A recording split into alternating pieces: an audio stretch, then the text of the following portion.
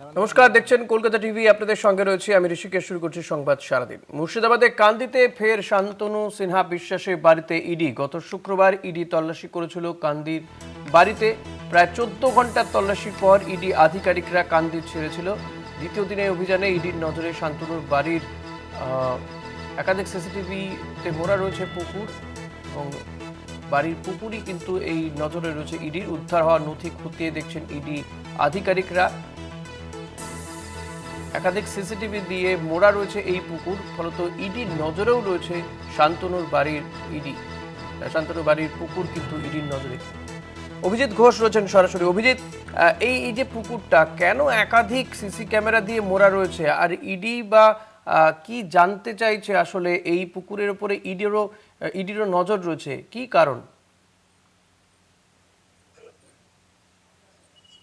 দেখো ঋষিকেশ, প্রথমে যেটা বলে রাখবো সেটা হচ্ছে যে শান্তনু সিনহা বিশ্বাসের বাড়িতে শুক্রবার তল্লাশি চালিয়ে যে পরিমাণ জমি এবং বিভিন্ন নথি উদ্ধার হয়েছে দলিল সহ, তাতে কিন্তু সন্দেহ আরো প্রকট হয়েছে আধিকারিকদের। ফলে আজকে আবারও কিন্তু তারা এসেছে, আর সব থেকে নজর আজকে রয়েছে যে শান্তনু সিনহা বিশ্বাসের বাড়িতে যে পুকুর রয়েছে সেই পুকুরের। আমরা এই মুহূর্তে পুকুরের ঠিক পাশেই দাঁড়িয়ে রয়েছি, বাড়ির ঠিক পিছনের দিকে। আমরা প্রথমে একটা কথা বলার একটা বিষয় আমরা আমাদের দর্শকদেরকে দেখাবো, সেটা হচ্ছে যে দেখো, যে শান্তনু সিনহার এখানে বেড়ে ওঠা, এখানে সাধারণ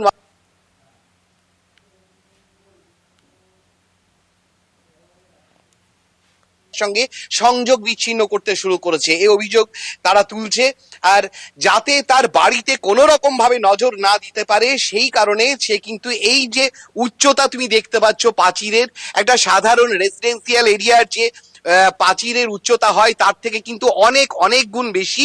এছাড়াও প্রাচীরের পরেও রয়েছে কাঁটা তারের বেড়া, যাতে কোনো রকম ভাবে সাধারণ মানুষের প্রবেশ এখানে নিষেধ থাকে, বা আশপাশ বাড়ি থেকে যেন কেউ ঝুঁকেও দেখতে না পারে।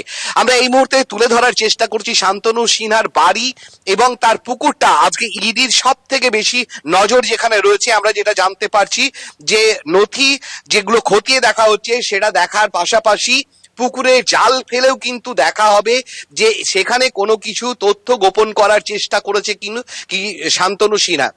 এর প্রথম তার নজরে আসার যে কারণ আমরা জানতে পারছি ইডির পক্ষ থেকে, সেটা হচ্ছে যে শান্তনু সিনহার বাড়ির যে ভিতরের মধ্যে এই যে উঁচু প্রাচীর, তারপর কাঁটা তারের বেড়া, তারপরেও তার ভিতরে যে পুকুর রয়েছে সেখানে কিন্তু অন্তত 6টা সিসি ক্যামেরা কিন্তু পুকুরের জল এবং জলাভূমি যেটা রয়েছে এবং তার পারে কিন্তু 6টা সিসিটিভি ইনস্টলেশন রয়েছে। ফলে ইডির আধিকারিকদের সন্দেহ কিন্তু বেড়েছে যে পুকুরের মধ্যেও কিন্তু কোনো তথ্য থাকতে পারে। এর আগেও যেটা বলছিলাম, শান্তনু সিনহা যখন গ্রেপ্তার হয় যেদিন, তার ঠিক 7 বা কেউ কি নেই এই বাড়িতে? কেউ কি থাকেন না? কেউ দেখভাল করেন কি এই বাড়ি? তারা কি বলছেন, কি একেবারে দেখো যে একদমই ঋষিকেশ এই বাড়িতে শুধু থাকতেন একজন। এই যে পেল্লাই প্রসাদ প্রমো বাড়ি দেখছো, 20টির বেশি রুম রয়েছে, এখানে শুধু একমাত্র বসবাস করত শান্তনু সিনহার বোন যে গৌরী সিনহা বিশ্বাস, যে কান্দি পৌরসভার ভাইস চেয়ারম্যান।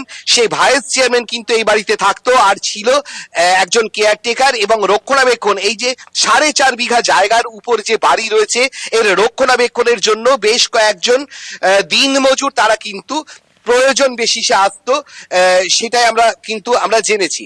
এই মুহূর্তে দেখো যে শান্তনু সিনহা বিশ্বাসের বাড়ির ভিতর থেকে যে পরিমাণ নথি এবং বিভিন্ন দলিল দস্তাবেজ যেগুলো উদ্ধার করেছে তদন্তকারীরা, সেগুলো কিন্তু একদিকে প্রথম দিনকে আমরা জানিয়েছিলাম যে পরিমাণ আমরা জানতে পারছিলাম সে ইডি সূত্রে, সেটা কিন্তু বিশাল পরিমাণ একটা কাগজ কিন্তু উদ্ধার হয়েছে, যেখানে অনেকটা বেশিরভাগই ছিল জমি এবং বাড়ির দলিল।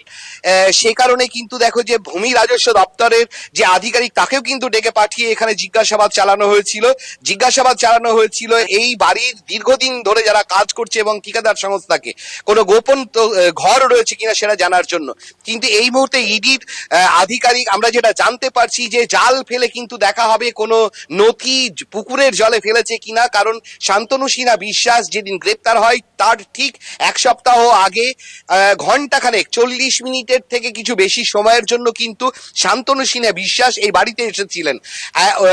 সেই কারণে একদিকে যেমন যে সিসিটিভির যে প্রিভিয়াস রেকর্ড সেটা যেমন দেখার চেষ্টা করছে ইডি আধিকারিকেরা, পাশাপাশি যে সেদিনকে শান্তনু সিনহা বিশ্বাস যখন আসে কালো কাঁচের গাড়ি ছিল, প্রতিবেশীরা যেটা জানিয়েছে সেই গাড়িতে করে কিছু নিয়ে গেছে কিনা বা সে হয়তো কিছু নিয়ে যেতে পারেনি, পুকুরের জলে কিছু ফেলেছে কিনা, একদিকে যেমন সিসিটিভির যে প্রিভিয়াস রেকর্ড বা ফুটেজ সেটা যেমন খতিয়ে দেখা হচ্ছে, পাশাপাশি কিন্তু ইডির তরফ থেকে আমরা যেটা জানতে পারছি পুকুরে জাল ফেলেও কিন্তু আজকে দেখার চেষ্টা করা হচ্ছে যে যাতে পুকুরের জলেও কোনো প্রমাণ লোপাট করা হয়েছে কিনা।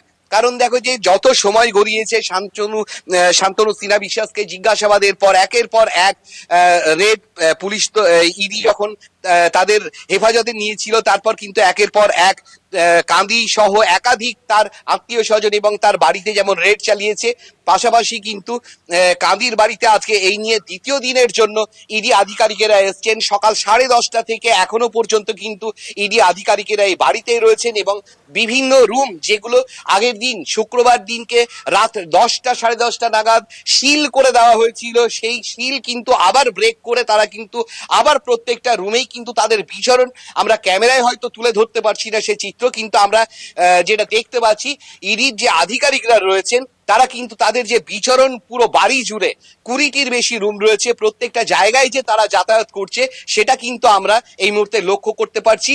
আর ইডির আজকে কিন্তু আমরা যেটা জানতে পারছি জাল ফেলে দেখা হবে যে শান্তনু সিনহার বাড়ির ভিতরের যে পুকুর রয়েছে সেই পুকুরে কোনো প্রমাণ লোপাটের চেষ্টা করেছে কিনা শান্তনু সিনহা বিশ্বাস।